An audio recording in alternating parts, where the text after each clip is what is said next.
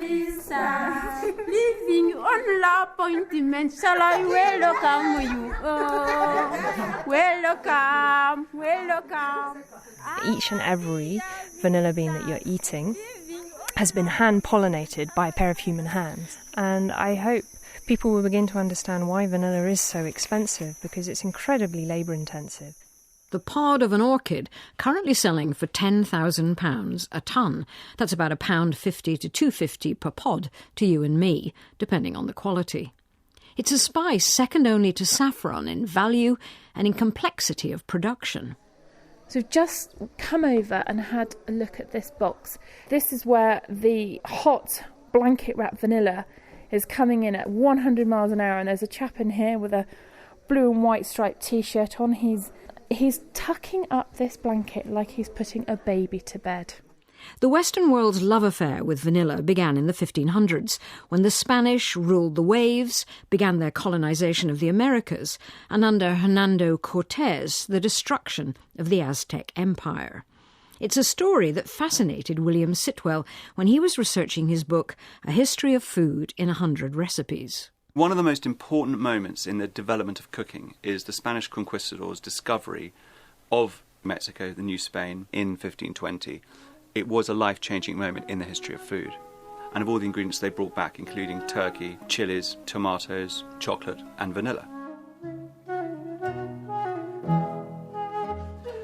We come across chocolate, first of all, because Montezuma, this great Aztec leader, this extraordinary figure, who has this amazing meeting with this man from a completely different century world era, Cortés, drinks frothy chocolate all frothed up, as it's described, after a dinner that he gives Cortés and his men. Now, don't think of it as a sort of sweet, warming drink.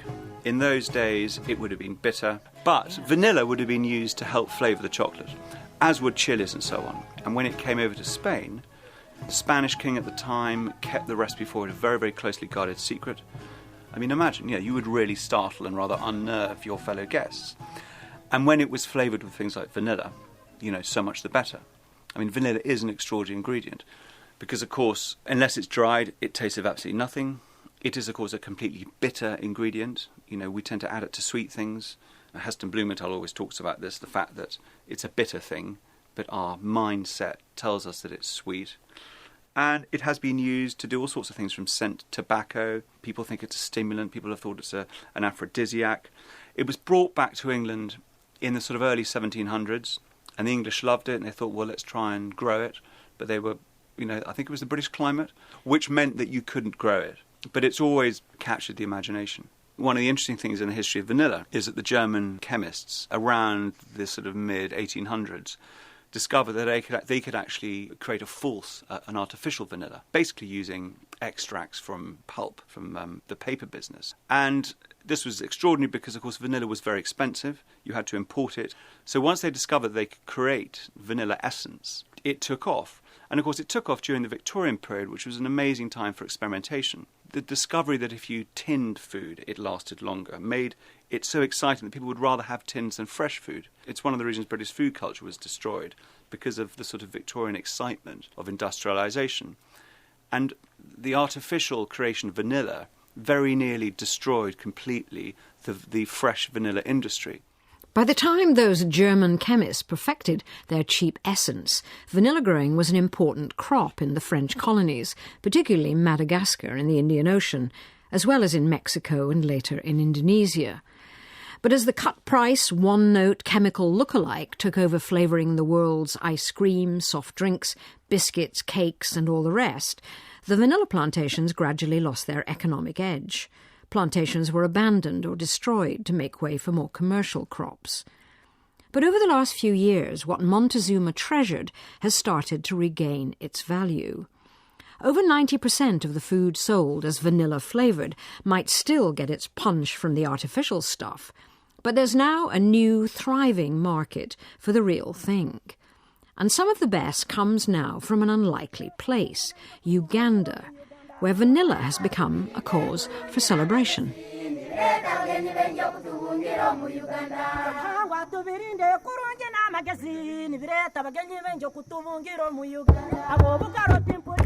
7 years ago, age 30, young English furniture maker Lulu Sturdy unexpectedly inherited a rundown farm in the western part of Uganda, growing, not very successfully, bananas, coffee, cattle, and distilling alcohol. 29 families lived on the farm, eking out an existence. Local rebels from the Allied Democratic Front were camped nearby, sporadically plundering local villages. Today, Lulu and 1,000 neighbouring family farms are in the vanilla business, producing some of the best vanilla you can buy, with a fair trade certificate attached, the first ever for vanilla producers, generating incomes that pay for children's education and reinvestment in sustainable farming. Broadcaster and food writer Vanessa Kimball went to Lulu's Ondali farm. I'm extremely lucky. I've got a large piece of land and plenty of room. So I've just dedicated one area of land to the vanilla plantation. When I started out, this area of land had been completely deforested. So what I decided was, because it's such a beautiful area, it's on the edge of a river, let's put our vanilla plantation here and reforest. So what we've got is the vanilla vines under regenerating forest cover. This particular area that we're in, we've got cordia trees, which are beautiful umbrella trees. And the reason why I love these trees is that during the part of the dry season, they drop all their leaves and they've got a lovely broad leaf that drops on. And as you can see in this lovely crunching sound, Yeah, we are crunching. We've got a wonderful carpet of leaves that provides a fantastic mulch for the vanilla. Vanilla's an orchid vine. The vanilla we grow here is planifolia. In the wild, it would be growing up a nice, big, fat tree trunk, something that it can really hug. And in the wild, it would just be growing up. So we've got our vines growing up physic nut, but we also grow them up red-hot poker trees. So to stop it disappearing up into the canopy where you're never going to be able to harvest the beans, you drape it over the top of the tree, let it hang down, and then when it reaches the ground, you loop it about 6 foot through the soil again.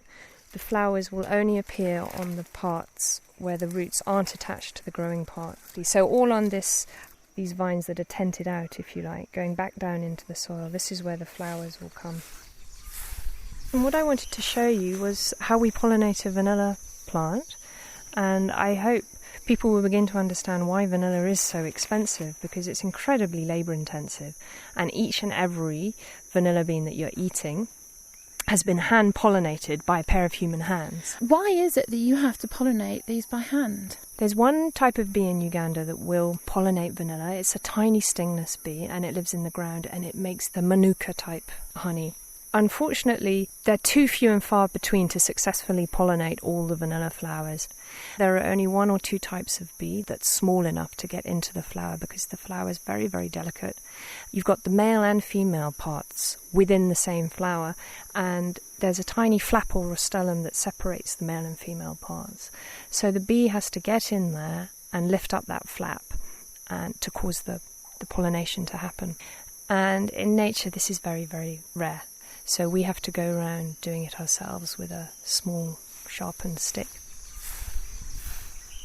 We've walked down the road. It's hazy.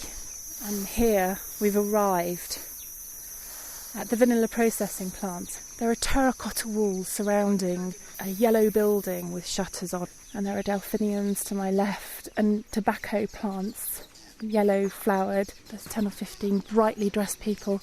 It's a hive of activity.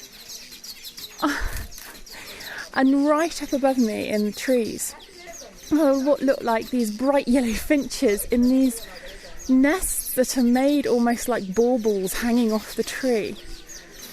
The smell, a mixture of wood smoke, vanilla flavoured wood smoke.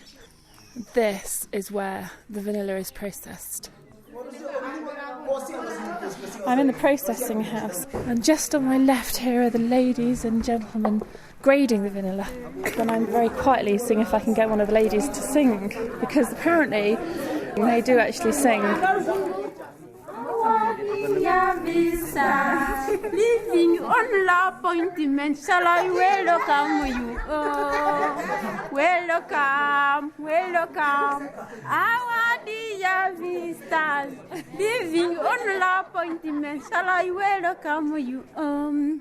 I need you to meet someone very important who's in charge of the whole process, and this is Kato. Yeah, so he's our main man.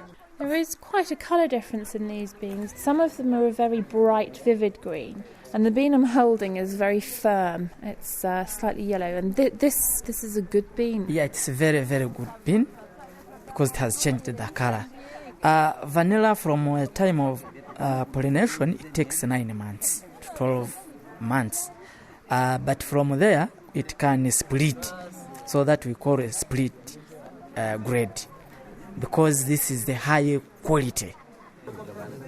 You cannot get a stronger vanillin bean than one that's left to ripen naturally on the vine till it starts splitting, and pick it at the right time. We were talking earlier about the farmers picking early for fear of not having their harvest bought at the right price. That's not really what happens. What happens is you have other buyers on the market, and there's a lot of competition. So these buyers want to come in early to make sure that they can secure so many tons of vanilla. So these agents are unscrupulous, and they don't much care about the quality, and they have markets where they can sell lower quality beans with less vanillin in. So these people will start coming in harvesting beans literally up to 3 months prematurely, which is an absolute disaster, and it's a disaster for the Ugandan vanilla industry as a whole, because what happens is, as soon as a buyer enters an area, thieves start going, because they know if they can go into a farmer's garden, vanilla is very, very easy to harvest. It's very quick. So very quickly you can get yourself one nice big sack. You go along to the agent, because the agent is just buying from any unregistered farmer and will buy that vanilla. Meanwhile, the farmer has lost his whole season's livelihood. So the poor farmers often are forced to harvest their crop prematurely. And what happens is when these buyers come in early, they pay very low prices. Joseph, you're the chairperson here of this Vanilla Association, and we've got the harvest all around us. We've been chatting about how the right price for your crops makes a real difference. Yeah, it brings pride. One thing, a farmer begins living as a proud man. He's able to send his children to good schools. He will improve on his housing. And also the social status of the family changes. It may involve, say, buying a bicycle, a motorcycle, so that life at home, which has received better money from produce, is really different from when prices are bad.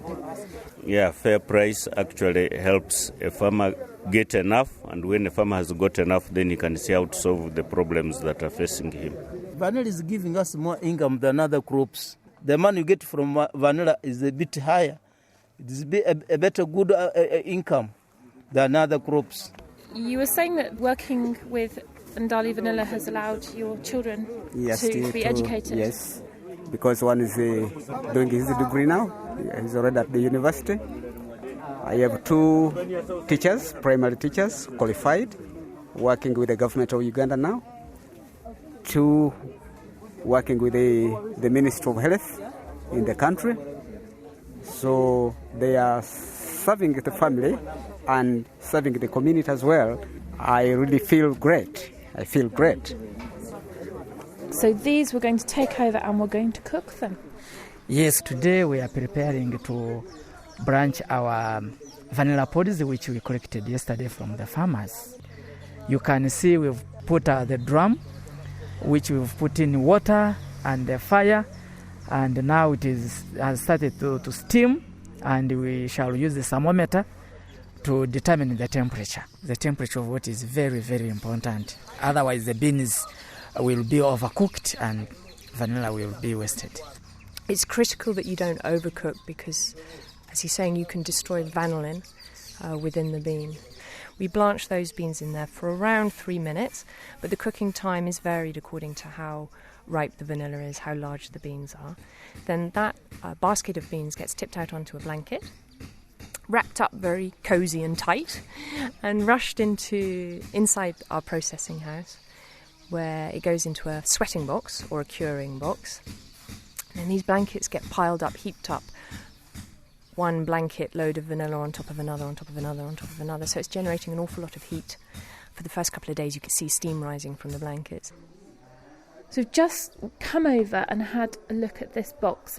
Kato, this is where the hot blanket wrap vanilla is coming in at 100 miles an hour, and there's a chap in here with a blue and white striped t-shirt on. He's tucking up this blanket like he's putting a baby to bed. This vanilla will sit here for the period of 48 hours. After 48 hours, we take these blankets full of vanilla to sun drying process on drying racks outside. And then it is 2 hours exposed to the sunshine, and then we fold the blanket. We leave the blankets folded for 1 hour, and then we take them back to the inside, processing out the sweating boxes. How long do you keep this process up of taking the vanilla out, putting it to sunbathe effectively, and putting it back into the sweat box? It's concurrently for the period of 2 to 3 months. How many times a day? Once a day. So after sun drying process, we grade them according to their sizes. Our size starts from 140 millimeters to 200 millimeters. And obviously a 200 millimeters is a gourmet bean. That is a gourmet long bean. This is a good bean. Very, very good bean. You see, as you can see, it looks shiny. Its aroma is good. It's black. It's juicy. It's really inducing. You must be very proud of what you've achieved here. Definitely, I'm very proud. So much care and love and constant checking and monitoring goes into the whole process, but not just through our own curing, but right from the field stage, to be able to get your vine to become healthy and give a fair yield, right down to actually making that vine conceive. So you're causing conception when you're going in and you're fertilizing the flower. So if that's not a lot of tender, loving care, I don't know what is. Lulu Sturdy talking to reporter Vanessa Kimball. Lulu's fat pods sell in a UK supermarket and some delis for £5 a brace. Not so outrageous, it now seems, considering what it takes to bring them to perfection. Bart's Spices of Bristol are one of the big boys of the spice trade. They buy the same variety of vanilla as Lulu grows, the Madagascar Indian kind, often called bourbon vanilla, but from more traditional sources, mostly Madagascar, which still produces most of the world's beans. Camilla Bond, Bart's head of marketing, told us what they look for in a vanilla pod. When we're looking at our vanilla beans, the key things that we look for is length, moisture and colour. We want them to be a uniform dark chocolate brown to reddish colour, and they will then have no stains on them. They'll be creased in the way that as they've been dried and rolled, they gain these sort of slightly aged look after they've been cured off. And we'll expect our vanillas to be between sort of 15 and 17 centimetres long, with a minimum width of about 5 millimetres. And they'll be whole, sound and supple. You don't want them to be brittle, and they're slightly sticky. I'm now covered in little vanilla seeds. The other thing we'll look at is that sometimes you can get a natural sort of frosted look to them. There can be these little white specks on them, which is a naturally forming crystal, which is the vanillin that naturally forms on it. So sometimes we do get phone calls through from customers who are saying they think it might be mouldy, and then once we look at it in a bit more detail, they realise that these are the natural crystals that are forming. The crystals don't do you any harm. They're to do with this vanillin coming out of the pod. We obviously have to be very careful with the levels of moisture that you get within the bean, because if there's too much moisture and the humidity, it can start to grow mould. We obviously have a shelf life for our beans, which is about 3 years. So once you've opened the vacuum pack, you really need to consume it fairly swiftly or it will dry out. And you can scrape the seeds out the middle and put that into your cooking. But the pods that are left behind are great if you plunge them into your sugar, and then you'll get the tastes to come through in your vanilla sugar. But if you're in the catering business, you can buy vanilla in bulk. At Sleaford Quality Foods in Lincolnshire, James Arnold and Neil Burton showed me their pack of 20 pods for £15, a new addition to their business. I asked them why they'd added them to their spice range. Demand from our food service customers. Again, some of this is fashionable with the TV chefs and actually people making products from the raw material instead of buying, for example, custard. making a fresh custard using the vanilla pods and beans from that. We got challenged to supply into the food service sector, so your canteens, kitchens and ultimately your posh restaurants. Jeremy Lee, head chef at Quo Vadis in London's Soho, wouldn't thank you for calling his restaurant posh, but it's very British and very good, and a place where they always use the real thing. I went to meet him in the kitchen along with taste-matching guru Nikki Segnit, author of The Flavour Thesaurus. We use a lot of vanilla in the kitchen, absurd amounts of vanilla. There's nothing else quite like it. It tastes so ludicrously of itself. It's like a colouring automatopoeia. It's not like anything else at all. And like all the great spices, has this curious problem that too much is way too much. It can actually be quite challenging. So what are you going to do with them, Jeremy? The thing that I love most doing with vanilla is making a bowl of vanilla sugar. So you've always got this supply of something which is just you strew on the handful like this. And a couple of the whole vanilla pods can go down if they're all dried ones you've used in a fruit syrup or a poaching syrup or something with, baking tray of quinces. And just because it's that time of year, we've got a lovely tray of apricots here with the most ludicrous blush on them, actually. And there is a very lovely combination of lemon zest and vanilla and sugar just dusted over the apricots and then baked in the oven, maybe with a splash of white wine. You don't want a pronounced vanilla flavour. That's why I quite like using, pods that I've split in half previously to put in a syrup and then pull out of a jar of vanilla sugar and then just strew on this. Now, we've brought you some of this Ndali vanilla from Uganda. And then we brought you some from Sleaford Quality Food. Chef William was their brand. And I mean, the difference in price is enormous. The Uganda is getting on for £5 for two, and the Chef William is probably about 85p a pod. Can you tell the difference? The thing that is immediately apparent is this extraordinary plumpness. There's Ndali here. You take one smell of that, and that almost tastes fake. And then these ones, one rank down, not quite so plump, not quite so lush. Nikki, I mean, what do you make of them? I mean, the visual difference is quite striking.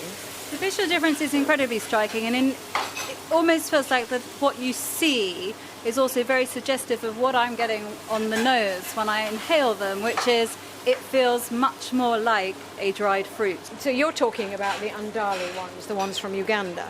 I can smell a pruny, slightly figgy kind of dried fruit flavour. I mean, as you should, because it's a pod that's been sun-dried and then processed in a way that a lot of dried fruit has. But I get that a lot more, like you say, than I get the classic vanilla smell that I might get if I opened a bottle of vanilla essence. I got less of a fragrance from these.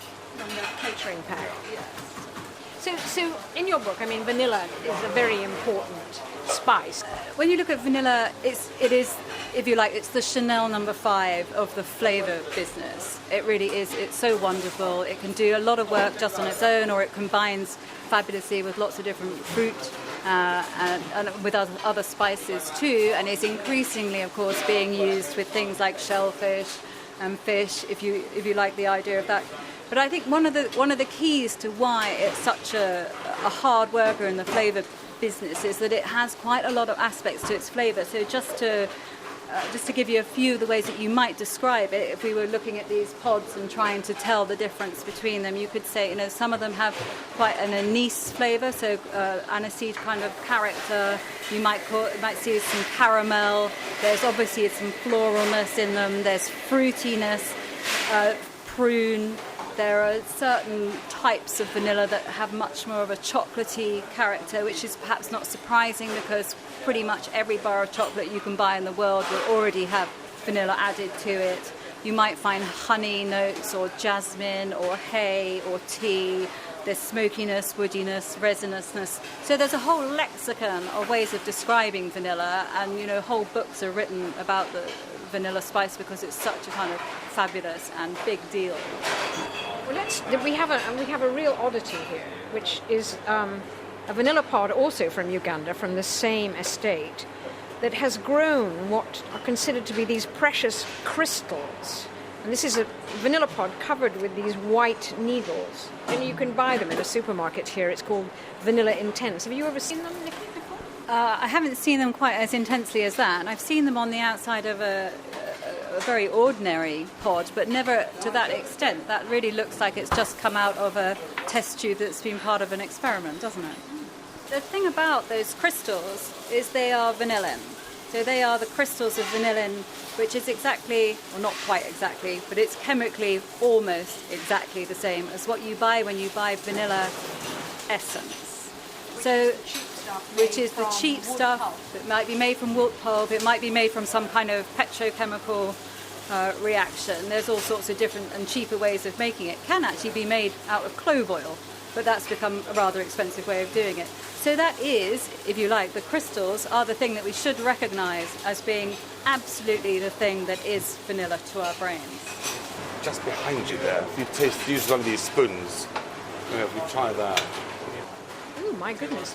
That's really complex and lovely and a back note of vanilla underneath the fruit. So that's wonderful. I've never had vanilla with apricots before. Isn't it very nice? Yeah. It's very clean, and because apricots have a fabulous presence themselves, and there's just this very simple thing of just apricot and lemon and sugar and the vanilla and nothing else, and baked very gently in the oven just till it collapses, no more than that. You so often eat fruit with vanilla ice cream. It's so nice to have the fruit with the vanilla just added directly to it, because it just makes you concentrate firstly on that beautiful apricot flavour, but then you get the vanilla, but the vanilla is not overpowering it. It's just adding this kind of body and really rounding it out. And not only does it, I think the fact that it's bits of vanilla, that means that some of the apricots have really got infused with that flavour, and some of the syrup has, and then some hasn't. So each mouthful is quite different, and so it's kind of, you get a nice journey of eating it. Don't have that sort of thing that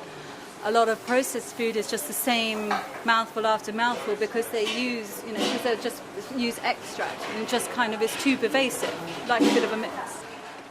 Jeremy Lee and Nikki Segnet, who'll be with us again next week for the final programme in this series on Britain's only homegrown spice, mustard. Another tale of decline and redemption when, for the lack of a small seed, Britain almost lost all its mustard crop.